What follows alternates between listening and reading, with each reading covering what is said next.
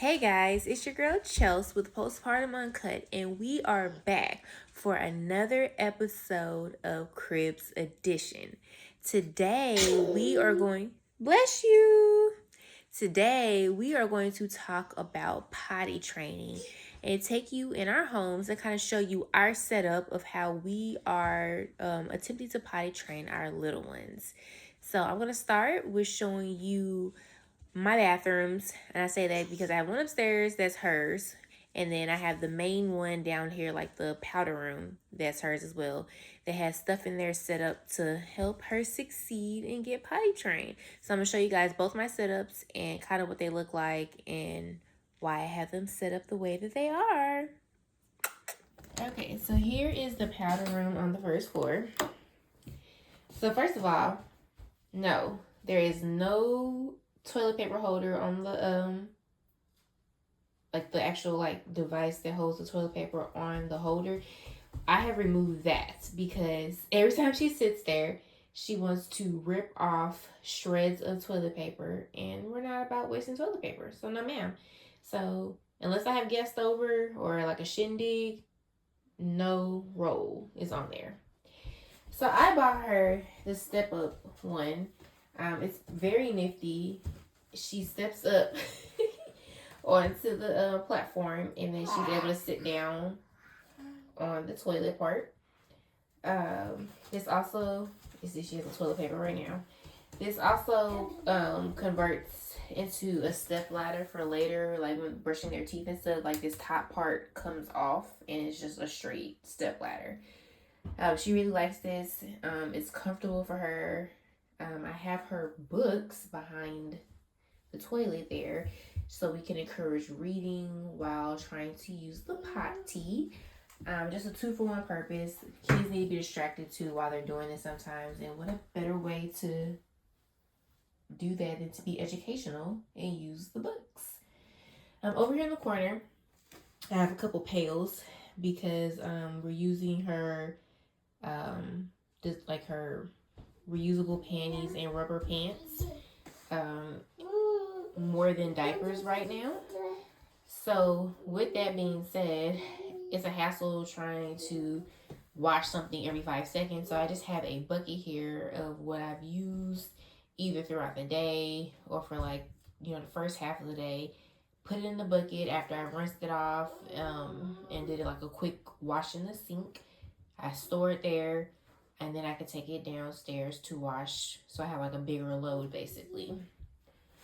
When this is not on the toilet, I just kind of have it sitting here up against the wall, just like that.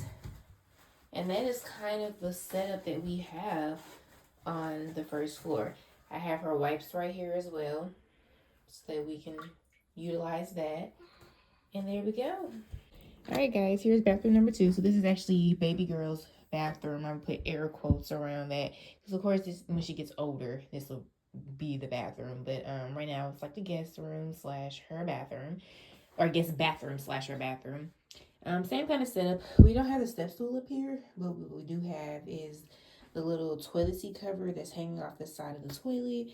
And we just sit it right on the toilet for her so she can pee. We did buy the traditional potty as well.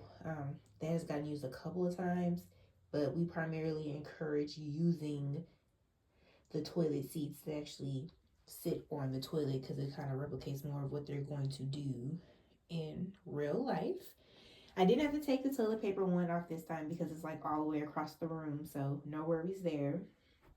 But this is her little setup up here. Like I said, this is kind of like secondary. She's mainly downstairs for the most part when we do anything, but I felt it necessary to have the setup up here just in case, so we were just prepared to go. So yeah, and then her room is right up here, so if I need to grab a book real quick or anything like that, I'm ready to go. And there's that setup up here. I just find it helpful that whenever you guys do anything for the little ones, just make sure they have distractions such as like favorite toys, book preferably, anything like that, because that makes the go a little less, I guess, stressful or like focus centered. And then just have pull-ups, the rubber pants, whatever they're using at the time, just handy. Like I said, hers are in her room up here, and then downstairs, we keep them in the living room, so it's kind of just right there. But just whatever you guys can do to make potty training easier on yourselves and less stressful, because this is a moment in time that is definitely a new transition. It can be hard. There's ups and downs. They'll do really great one day, the next day not so great. So it just requires a lot of patience. So having a setup that is pretty much easy for you guys, ready to go, is going to make things a whole lot better. Now I'm going to pass the mic to Dee. What is up? What is up, y'all? It is your girl D, and this is Postpartum Uncut, the Cribs edition. And you just heard from Chelsea about how her and baby girl are doing their potty training. Now we're in boy mom land, where potty training has been quite a journey. We went ahead and started potty training kind of early, and that was on purpose because I feel like the more you introduce and repeat and show, the easier it is to understand. And, you know, toddlers be thinking that they little adults. So, okay. I'm going to show you guys the main bathroom that we use. Dad's bathroom downstairs is mostly just like a guy bathroom. So he's on the big boy pot down there for the most part, but he has a potty station in the bathroom upstairs, and we kind of alternate between his little potty and the big potty, but there's like a whole setup, so I'm about to show that to you guys. Okay, I'm about to walk y'all through our bathroom station situation as I restock and restore the potty area. Yes, baby boy is taking a bath right now. So he's included in the conversation. I just cleaned and disinfected the pot. This is a baby Frida potty training potty. So this seat does come off. Yep, potty train. The seat comes off and can fit on top of the toilet for him to sit on. But quite honestly, as a boy mom, one of the best hacks I learned was to put him backwards on the pot, facing that way. And I like it because I feel like it's kind of a precursor to standing and facing the pot when he uses the bathroom. But it gets the job done. And when we are out in public and have to use the restroom, I love that method because it's the cleanest, safest, easiest way to put him on the potty and have him use the restroom in public. So thank you for the boy moms that gave me that hack, and I hope I bless somebody else with that information. One of my hacks for the potty training potties. Baby Frida actually sells little sticky pads. They're like, you know, pads that women use. Honestly, that's what they remind me of. But they stick on the bottom of the pot and absorb the urine that gets in there, the liquids. And then you just literally peel it up and put it in the trash, which is a great hack. But I'm sorry, I'm not buying them pads.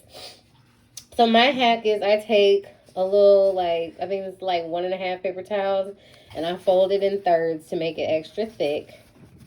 And I set it on the bottom. Then this is also a really great hack to use in the car. If you are taking your toddler to the park or somewhere where there's not really a restroom you want to use, I've seen people do this in the car. They take a diaper and put it in the bottom of the pot. And then I tuck these little sides in, the front and the back, into the potty and make it fit into the bowl and put the lid on top.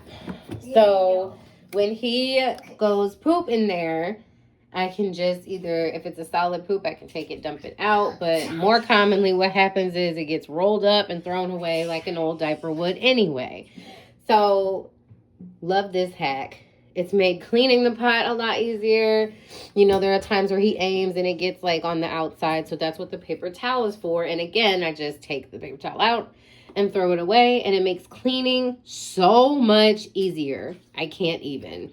The cool thing about the Frida baby potty is also when he's older, this comes out and this turns into a stepping stool for him to actually be able to get on the pot himself. So shout out to Frida Baby because they have really great products that to this day continue to enhance my mom experience. The other part of our potty station is this three-tier rack where I keep obviously the extra toilet paper for guests, pack of wipes, easy to access. And then these are his little books. And we keep the books right here next to the potty so he can literally sit down and find some reading material while he waits to use the potty. And I mean, it's just these cute little board books. Like these we got from the doctor's office. And then a lot of these are like Blue's Clues and Dr. Seuss. Quick little reads. He can learn and entertain himself while he's using the pot.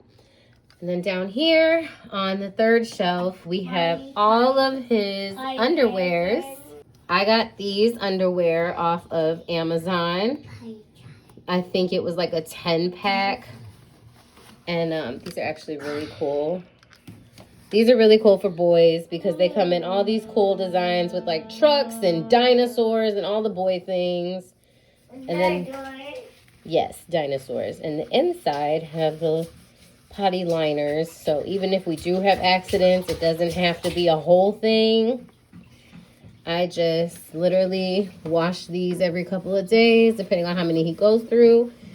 And he knows he can pull them out from right there. So everything is where he can access it on purpose. I'm really trying to foster using the bathroom on his own as much as I can so that he's not reliant upon an adult to use the bathroom. Hi. That is it. That is it for this edition of Postpartum Uncut. Little quick little in and out. But we hope you guys got something out of this. If you didn't learn anything, just know that a potty station is a whole mom hack. Okay?